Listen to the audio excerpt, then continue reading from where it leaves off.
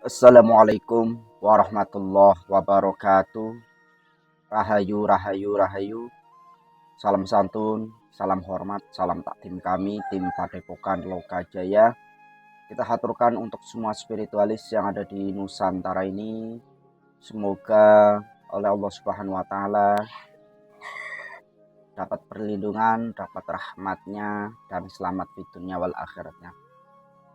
Allahumma sholli ala sayyidina wa maulana Muhammad. Kita haturkan sholawat salam kita kepada baginda Nabiullah Muhammad Sallallahu alaihi wasallam. Semoga kita semua nantinya akan mendapatkan syafaatnya. Untuk para sahabat semuanya, tentunya kita bisa berjumpa kembali terkait dengan pembahasan akhir zaman, tanda-tanda kemunculan Sang Kinasih Satrio Piningit seperti apa, dan bagaimananya terus tetap kita update melalui beberapa narasumber sesepuh, melihat alam, indigo misalnya. Tentunya kalau kita melihat dari beberapa ramalan Prabu Joyoboyo terkait dengan bukti-bukti atas tanda-tanda kemunculan daripada Sang Kinasih Satrio Piningit ini memang semakin hari semakin nyata. Semakin hari semakin dekat atas kemunculan daripada Sang Kinasih Satrio Piningit. Bukti-bukti tanda-tanda kemunculan daripada Sang Kinasih Satrio Piningit ini adalah umat manusia yang dimana sudah mulai hilang budi pekertinya. Sehingga banyak orang yang dimana tidak juga mendapatkan suatu keadilan, di mana masyarakat kecil ini seakan-akan tidak berharga lagi. Nah ini ya, ini adalah suatu bukti-bukti apa yang dikatakan oleh Prabu Joyoboyo memang sangat nyata.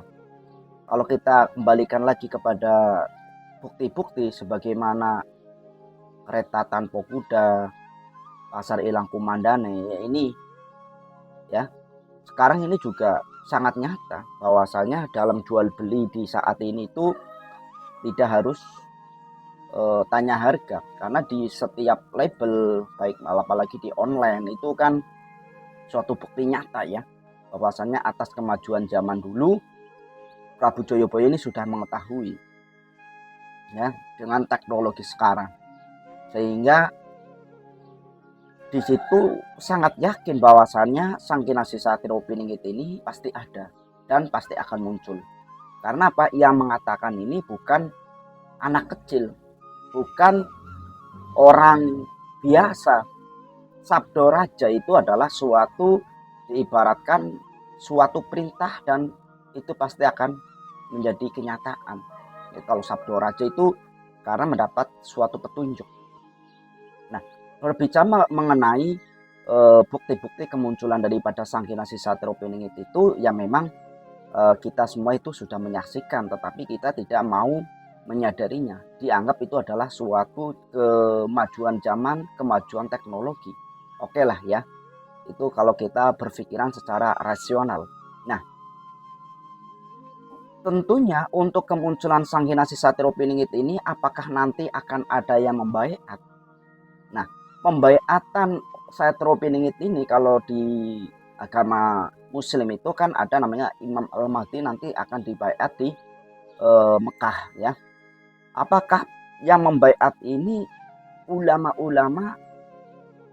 Seperti apa ulama-ulama yang akan membaiat?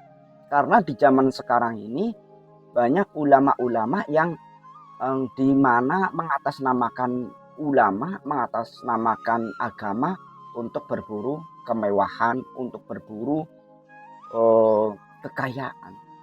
Sehingga apa? Padahal sudah banyak warga sekitarnya miskin, anak yatim piatu terlantar. Sedangkan pemuka agama itu kaya raya, berpamer harta di mana-mana, ya, naik mobil megah.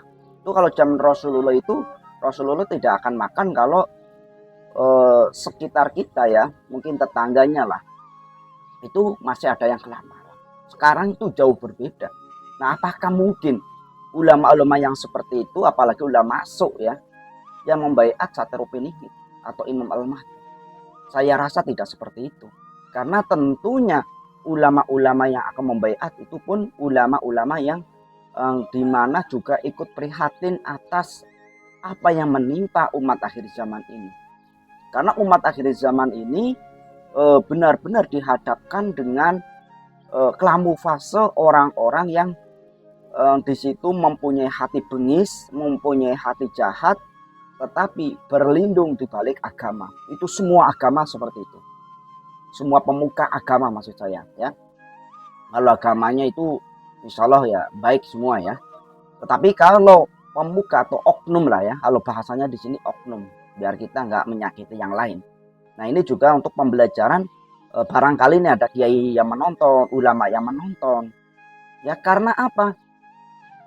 Ya tentunya jangan hanya pandai mendalil, jangan hanya pandai berceramah, tetapi tidak mengaplikasikan apa yang mereka kaji selama ini.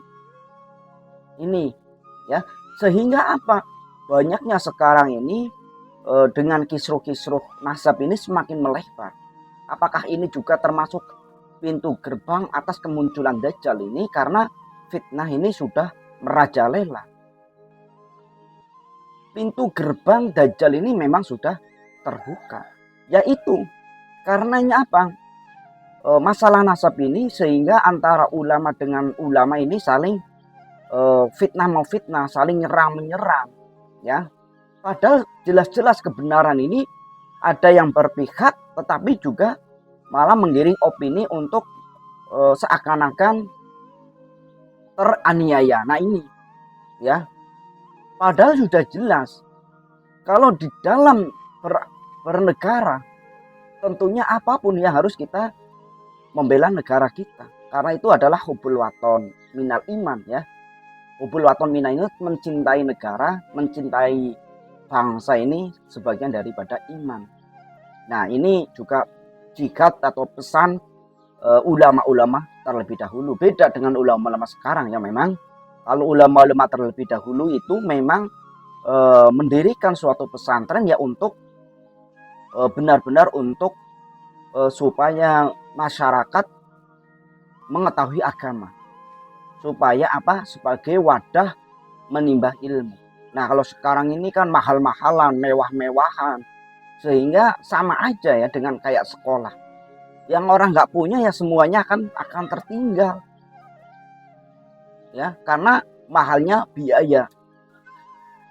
Nah, sedangkan di khususnya di Pulau Jawa ini memang sedang dijajah oleh orang-orang yang mengaku sebagai keturunan Nabi, tetapi di situ mengacak-ngacak kebudayaan, mengacak-ngacak situs-situs yang peninggalan sejarah kerajaan-kerajaan dulu. Ya, banyak makom-makom palsu. Nah, kalau ini dibongkar, kita dituduh kita melawan agama, dituduh kita yang memecah belah agama. Nah, dengan framing seperti ini, seakan itu semua itu berbalik atas nama agama, sehingga seakan-akan kita mau menyampaikan suatu kebenaran, kita dicekokin pemahaman kita dengan atas nama agama, dicekokin atas nama kita akan kena musibah, kita akan kena laknat, seperti itu terus, sehingga dibungkam orang-orang untuk menyampaikan suatu kebenaran. Nah ini yang terjadi, sehingga apa yang dikatakan oleh Prabu Joyoboyo bahwasanya Pulau Jawa terbelah, apakah ini juga termasuk makna daripada apa yang dikatakan oleh Prabu Joyoboyo? Nah kita kembali lagi terkait dengan siapa nantinya yang membaiat daripada Sang Kinasih Satrul-Piningit atau Imam Al-Mahdi ini, ulama yang seperti apa? Malah justru kemungkinan besar ulama-ulama yang dimana tidak terkenal. Mungkin juga ulama-ulama yang biasa-biasa saja. Tetapi memang itu sudah benar-benar ma'rifatullah, benar-benar menjalankan Quran dan hadisnya Rasulullah. Bukan hanya menjual ayat, menjual hadis untuk kepentingan pribadi, untuk politik, untuk naik jabatan, untuk tenar. Nah sekarang itu yang fenomena terjadi seperti itu. Walaupun ini saya yang menyampaikan seperti ini penuh risiko, tetapi memang menyampaikan suatu fakta itu memang pahit, ya, sangat-sangat pahit. Nah, apakah Sangkinasih Satrio Piningit ini nanti dibaiat dengan ulama-ulama yang terkenal? Saya rasa malah tidak. Bahkan ulama-ulama itu juga kemungkinan besar ulama yang diperjalankan sehingga tahu persis perjalanan Sangkinasih Satrio Piningit, sehingga tahu persis apa yang dirasakan kesandung kesamparnya Sangkinasih Satrio Piningit itu, sehingga ulama itu juga benar-benar merasakannya. Sebagaimana dulunya nih ya, pendukung daripada Soekarno atau Bung Karno ini, itu juga para ulama mendukung, ya, mendukung daripada resolusi jihad Bung Karno ini dalam melawan penjajahan. Nah, kalau di saat ini memang Sangkinasih Satrio Piningit ini bukan hanya itu saja, karena juga meluruskan ajaran-ajaran Rasulullah yang sudah dibelok-belokkan. Ya, bukan hanya ajaran Islam saja yang sekarang boleh dibelokkan. Ya, Kristen, Buddha, Hindu, Katolik, Konghucu. Ya, karena apa? Demi kepentingan seakan-akan dengan argumentasi seperti itu orang yang paling alim, paling cerdas. Ya, terus dinaikkan jadi ketua ini, ketua itulah. Nah, inilah fitnah Dajjal itu sudah merambah, benar-benar sudah merambah kepada tubuh-tubuh pemuka agama dan termasuk kita semua kemungkinan besar ini ya. Nah, untuk Sangkinasih Satrio Piningit sendiri ini, walaupun bekerja seorang diri saat tersembunyi ini ya, ngelurut tanpa bolo, yang artinya berjuang tanpa bala bantuan, tanpa teman yang mendukung. Yang artinya teman itu yang mungkin banyak ya, itu mungkin hanya 1, 2, sampai 15 orang mungkin, 10 orang mungkin. Tetapi di dalam ramalan Prabu Joyoboyo ini, memang Sangkinasih Satrio Piningit ini dikatakan meluru tanpa bolong atau berjuang tanpa bala, dan menang tanpa ngasoraken wong, atau menang walaupun menang ini tidak akan menghinakan lawannya. Kalau sekarang ini bagaimana kita menghinakan lawannya kan seperti itu. Nah, untuk pembaiatan Sangkinasih Satrio Piningit ini kemungkinan besar ulama itu juga yang tingkatannya udah wali, ya, tingkatannya udah wali. Tetapi wali yang seperti apa yang tentunya mampu membaiat Sangkinasih Satrio Piningit? Karena sekarang ini juga banyak wali-wali palsu, orang gila dikatakan wali, ya, karena katanya sudah mahabbahnya kepada Allah Subhanahu Wa Taala sudah hilang. Kalau saya rasa tidak seperti itu, karena di dalam kehidupan ini namanya beragama itu tidak akan bertentangan dengan kehidupan yang nyata. Apalagi itu kelasnya wali. Orang kelasnya Nabi, nggak ada Nabi yang gila.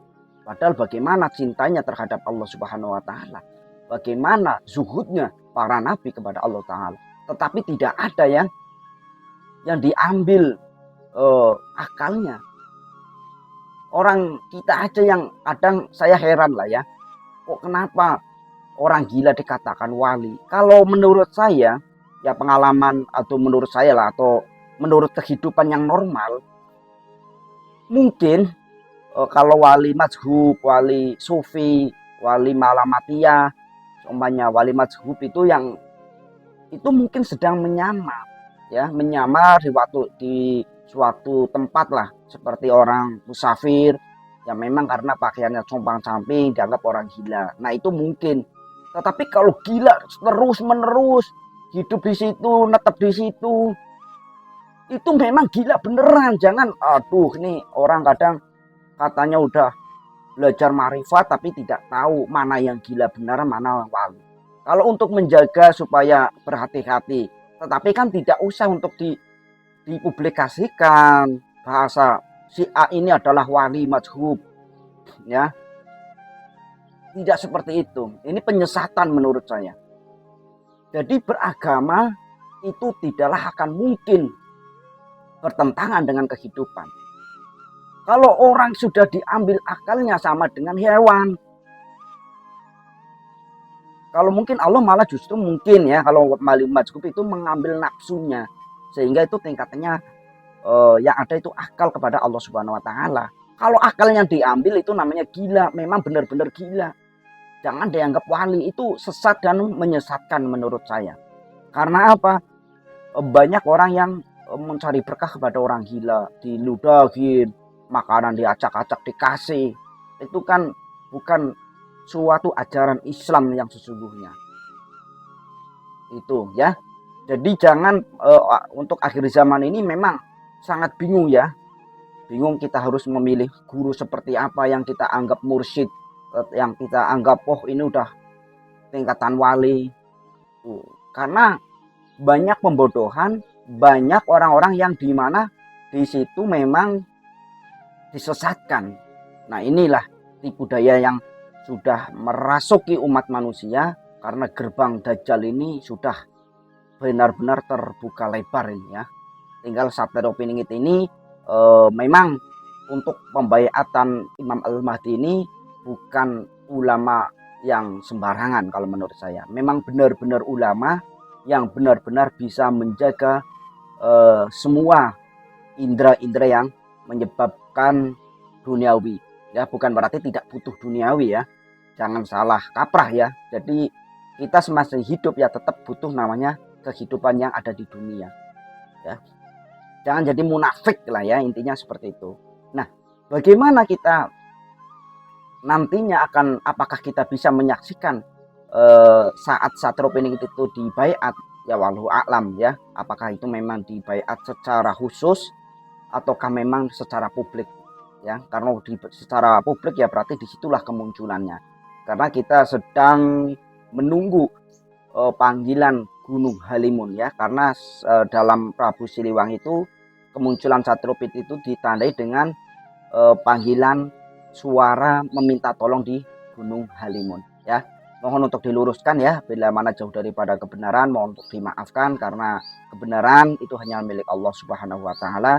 Terima kasih, salam santun, salam hormat dari tim Padepokan Lokajaya. Assalamualaikum warahmatullahi wabarakatuh. Rahayu, rahayu, rahayu.